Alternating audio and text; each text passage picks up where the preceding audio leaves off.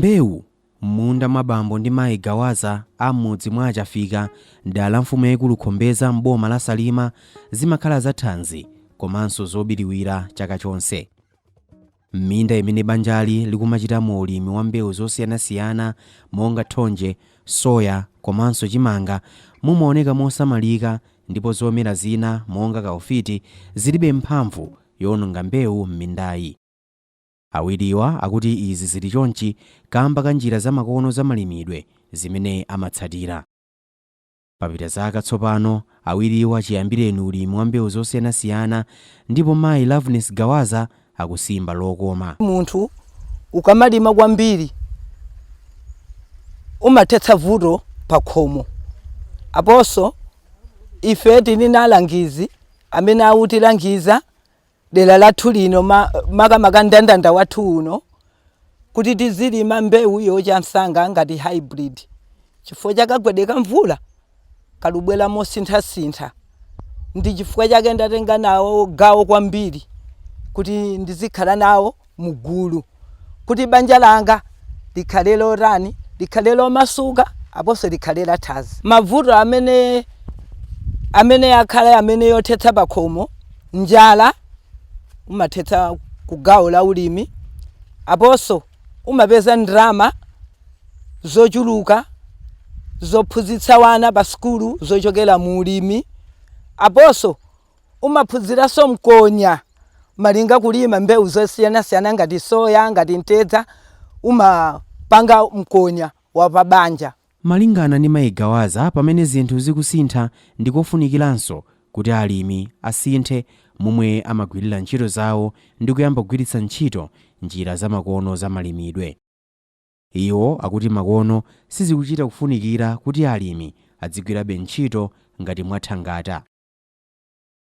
Iwowa akuti nkhani yagona pakutsatira njira zamakono zamalimidwe zimene zimapangitsa kuti alimi adzikolola zambiri pamalo ochepa komanso kangapo pachaka. Ulimi wa makono ndi oyala mapesi. Ulimi wa makono ndi wamlela nthaka. Chifukwa chonena kuti kalelo timalima kwambiri thupi ulitekesheka mkulimo chokera mmawa mpaka na madzulo. Koma panopa ulimi wake ngwa staff. Ukangopopera tero popera mankhwala ya udzu ndekuti uzangu nyauda kukhomo. Uzangu sewela nodzukulu kukhomo. Ukayalaso ulimi wa mapesi kuyala bwino mlela nthakaso umatipatsaso ustafu. Chifukwa ukapopera sikuti munthu umathinidwa ayi, ndipo thupi lako limakhala strong, silikhala lofinyika ayi, chifukwa chakuti ulimi wake umakhala wopepuka. Ndi chifukwa chake munena kuti tatiuzani ulimi wamakono umatanthauza chani. Ulimi wamakono umatanthauza upeputsa thupi lisamakhale lonjatika ayi. Tizilombo chikamera chimanga chathu chija ndiye tikaona timayendera munda kona ndi kona. Tikayendera timaona ndithu masamba amachitika ngati yaserera choncho. Ndiye timadziwa kuti munda mwanga muno mwalowa tizilombo. Ndiye tiyeni tithamangire mnangizi wathu amene uja amatipatsa maphunziro. Ndiye tikamuuza mnangizi amatipatsa mankhwala kuti tizilombo iti tiyenera mupopere mankhwala yakuti. Tsapano kugawo ya kaufiti. Kaufiti tukumgonjetsa kwake akamera kaufiti. Tiyeni titenge manyowa tithire munda mwathu. Tikathira munda mwathu manyowa yaja titenge mlela nthaka ngati mapesi tiyale. Tikayala vikawolelana vimene vija kaufiti uja maphikika. Satuluka amatuluka kwa mamwapo ndi apo kwa amagonja ndithu. Mayi ndi bambo Gawaza sakungopita patsogolo chabe ndi ulimi. Banjali latukuka kudzera mu ulimi mzakazi kamba kuti kupatula khama awiriwa amayikanso chidwi kwambiri komanso kutsatira zimene alangizi mbomali amawauza. Phindu lamene lapeza pa ulimi na ulimi wa makono omene amatiphunzitsa ulangizi. Ndagula ng'ombe ndipo ndamanga nyumba yabwino ya malata zipinda 7. ndipo panopa ndili ndi ngolo, ndipo panopa ndili ndi njinga ya moto ndimayendetsa monyadira yochokera muchani mulimi. Ayi kugwetsa wanthu ayi uchokera mulimi. Ndipo wona khomo langa ndi khomo lotakasuka losasowa chakudya, losasowa magulu atatu, chilichonse chilipo khomo panga ndizochokera mulimi. Ndipo naphunzitsa wana sukulu. Koma kodi ndikofunikira bwanji kuti mlimi azipanga ulimi wa mbewu zosiyanasiyana kwinako akuwetanso ziweto? Mayi Gawaza: Mlimi ayenera alime mbewu zosiyanasiyana chifukwa chakagwedeka mvula. Nthawi zina ukhoza kupeza mwayi kuthonje, nthawi zina ukhoza kupeza mwayi kuchimanga. Chifukwa ukalima mbewu imodzi palibe chamene uchitepo ayi. Chifukwa mbali imodzi munthu umakolola, kwina uluza, kwina ulikolola. Ndipo ine ndithokoza alangizi wa boma chifukwa kuti tizilima ulimi wa makono. Chifukwa cha alangizi utikhazika pagulu, utiphunzitsa kadzalidwe, kayesedwe kamizere kochokera ulangizi. Zonsezi zamene tikuchita pano ndi mphamvu yochokera kuchani kwa alangizi. Chifukwa masiku ano kulima ndi sukulu, upanda otsatira malangizo ya ulangizi sungakhale mbewu yolongosokayi. Ndi chifukwa chake ine nili nawo mmodzi membala yotsatira malangizo ya mlangizi. Ziweto ne zimandithandizira uthira manyowa m'munda. Nimatenga manyowa yaja mziwetowa umathira m'munda. Aponso ziweto zimandithandizira ndikasowa nkhani afereleza ndimagulitsa chiweto ndikuti nathandizidwa. Mwanaso kufizi nikasowa nimagulitsa chiweto, mwana ali kuyimba chani akuyimba sukulu. Zakumunda zimathandizira mapesi aja nthaije yokolola ndi masangwe ya ntedza. Timasunga tili mkankhokwe ufutsa chifukwa mvula ikatha chakudya chimasowa cha ziweto. Nde ife timasunga mapesi, timasunga masangwe ya ntedza kuti ziweto zija zisamavutike chakudya. Aponso tikamayika mapesi aja ndi masangwe a ntedza yaja amapanganso manyowa. Nkhola muja timatenganso mene zija umapita nazonso kuti kumunda. Bambo Iwen Gawaza sanagwirepo ntchito iliyonse pa moyo wawo kupatula ulimi. Sizodabwitsa tsopano kuti kufikira pano iwowa ndi mlimi wachitsanzo, ndipo m'munda mwawo ndi mkalasi mmene alimi ambiri amaphunziriramo ulimi wa makono. Bambo Gawaza akutsimikiza kuti ulimi uli ndi kuthekera kopindulira dziko la Malawi pa chuma. Zanitengera zaka zochulukirapo, koma chifukwa chomvetsetsa za alangizi aboma, alangizi athu anyalenda kutsogozedwa ndi aidika athu Mayi Kafunda.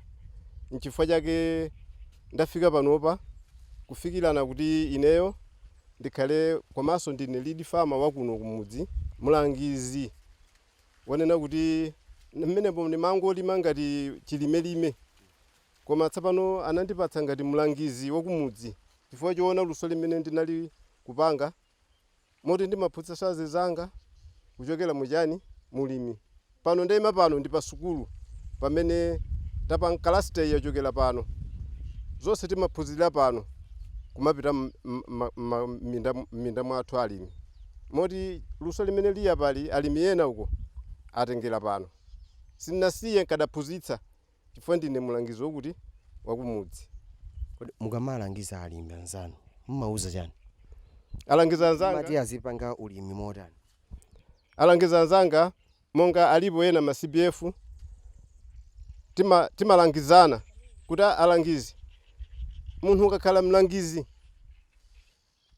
izioneka ntchito yake, osangomvala dzina loti ndine mulangizi ayi, koma izioneka ntchito yakumunda kwako. Chifukwa akati mlangizi munda wako uzikhala wachitsanzo kuti amene uphunzitsayo azikaona kuti zenzenedi zimene akutilangiza munthuyo osangonena ndi pakamwa ayi. Koma tiyeni titsate njira ya zanga kuti tikamachita kuminda kwathukuso kuzikhala kolongosoka, kuti tikamalangiza zathu azitengapo chitsanzo. panopa ndili ndi alimi 30 amene ndakhala ndikuwalimbikitsa pa kalabu yathu. Sikuti ndili ndi kalabu panopa imene ndimayilangiza kuti alimi anzanga kulima osaseweretsa, chifukwa masiku ano ulimi ndi business. Ndiye mukangokhala ndikuti mabanja athu kapena mabanja anu akhala yofoka yosapeza bwino ayi. Koma tiyeni mutsate izi ndikulangizani inezi. Moti ndili alimi 30 amene akunditsata pambuyo pangapa wonena kuti amamvetsetsa ndi luso limene amaphunzira pa sukulu pano amakachita suku manyumba kwawo. Choyambirira azisosa moyambirira, komanso azigalauza moyambirira, komanso mvula ikagwa moyambirira, mvula yamba ija abzale moyambirira. Chifukwa mbewu yabwino ndi mbewu yambiri ubzala. Komanso pakati poti awusosa tiyene lomokonzanso manyowa, chifukwa nthakazi nzakale zidatha zoti adazigwiritsa ntchito makolo akalewo, kwanena kuti timabwezereze chonde mnthaka. Tiyeni timaphunzitsanso zambiri. Ena amatenga gawo losagwedeza nthaka kuyala mapesi, kapena amakatenga amene alibe mapesi awopeza nyumba yoti idagwa udzu woti ulibe njere amatuta udzujo kuyala. Ndiye pachifukwa chimenecho ena amagalauza koma amachita ngonyeka kukolola madzi. Zimenezo zikuchitika pakalabu yanga. Kulima alimi akulima ndithu, koma vuto misika kwathu kuno ndi vuto lalikulu. Chifukwa sikuti misika sibwerayi, misika imabwera mavenda. Moti nena pano mbewu monga ipita kwa kuchamu, April May ipita uku, mavenda ayamba kubwera. Kumankhala ngati kukolopola. Chifukwa yoti boma silika nsanga kuno kapena adimaki imachedwerapo kuyamba chani misika. Kwanena kuti boma likamatipatsa nsika weniweni mwina kwathu kuno kadatani ukadatukuka masanga. Chifukwa chakuti mavenda kwathu kuno mitengo yawo imatsika kwambiri. Chifukwa malo moti mlimi ali ndi ufulu unena mtengo wake amanena ni venda. Pamenepo pamene tupweteke kalimi. Pamene chiwerengero cha anthu m'dziko muno chikukwera, malo kapena tinene kuti nthaka ndi yomwe ija. Koma kodi mlimi angatukuke bwanji ndi ulimi wa mbewu zosiyanasiyana pa nthawi imene chiwerengero cha anthu chikukwera, komanso pamene ngati mayiko onse dziko la Malawi nalo likukumananso ndi mavuto odza kamba kakusintha kwa nyengo? A Gift Majawa ndi mlangizi za chisamaliro cha malo ku nduna za malimidwe m'boma la Salima. Njira za makono za ulimi ngati mera nthaka, kuthira manyowa, kukolola madzi kuti munda uzisunga chinyezi. Mudziwa inu kumachulukanso nthawi ina mvula kugwa lero, mwina kuthawani wiki osabweranso, kukoza ngonyeka kuti kavula kabwera kochepa kache tikolole madzi akewo chinyezi chikhale mmene momo mbewu izikula ndi thasi. Monga tili pano pa munda ukuoneka ni munda waung'ono, koma awupanga mundawo kupanga kuti ukhale ndi zokolola zochuluka potsatira njira zosiyanasiyana zimene nazi. Pano tafika pano pa munda pa Gawaza, zimene ndafotokozazi zilipo ndipo tikuzionapo mpano. Ndi mmene mwaonera kuti munda ukakhala wotsatira bwino zimene ndafotokozazi mbewu imaoneka motere. Kodi ulimi ndi kuthekera kukweza dziko la Malawi pachuma? Kwa basi dziko lathu la Malawi tisabise apo, timadalira ulimi. Zikadakhala kuti mwina tidachitako za migodi kalikalero kuti uku kuli migodi bwezi wena apita kuti, koma ndi zochepa. Malo alipo ndamina kuti patsa ndrama pobzolera kuti tikalima tilimepo mbewu motsatira bwino. Mbewu ija ina inda tisunge ngati chakudya, chotsalacho tigulitse tipeze ndrama titukulire mabanja athu. Mwachitsazo afotokoza kale aja tinapeza alimi pompano ali ndi nyumba ya malata yabwino kupyolera mulimi. Soza kuti akumatha kugulitsa zimene zijazo ndimapeza ndrama zotukulira makomo awo. Ndrama zomwezo zikutulukiranso dziko akamapita kugula zinthu timisonkho patali nalonso dziko likupindula malingana ndi mmene alimi akutaniso akulimira madera ndosiyana-siyana. Ndipo timanyadira kuno kusalima mbewu zimathamanga kwambiri. Tikhoza kusiyanitsa chimanga, tikhoza kubyalira limodzi ku Lilongwe ndi kusalima. Koma dowe timamba kudya ndani kodi sikuti ndi ubwino wina nyengo yotenthayi mbewu zimakula motani mothamanga. Pamenepo ndi mmene lili nyengo yakusalima olo chigwa chonse cha nyanja mbewu zimakula motani kutentha kucha. Mbewu imakhala kuti ikucha mofulumira ndi mmene nyengo yake matani imafunikira. Amikireso boma pobweretsa programu ya zipangizo zotsika mtengo. Zaonjezeraso inde kuti nyengo ili yapo yabwino koma alimi akwanitsa kuthekera kopeza zipangizo zochipa pa nthawi yake yabwino.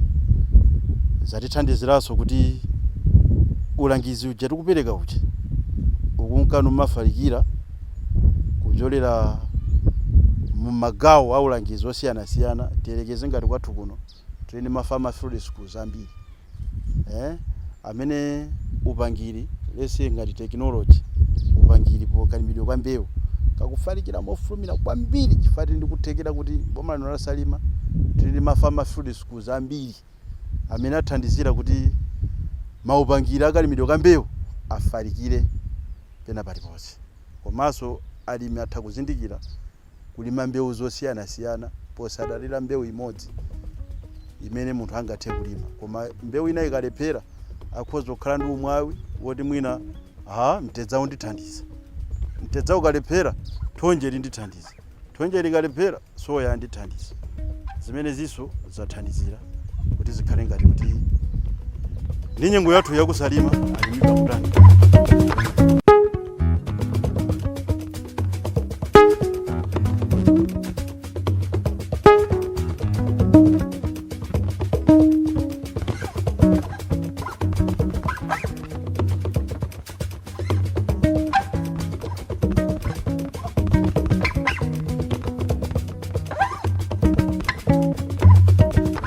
Kulima alimi akulima ndithu koma vuto misika kwathu kuno ndi vuto lalikulu chifukwa sikuti misika sibwerayi, misika imabwera mavenda.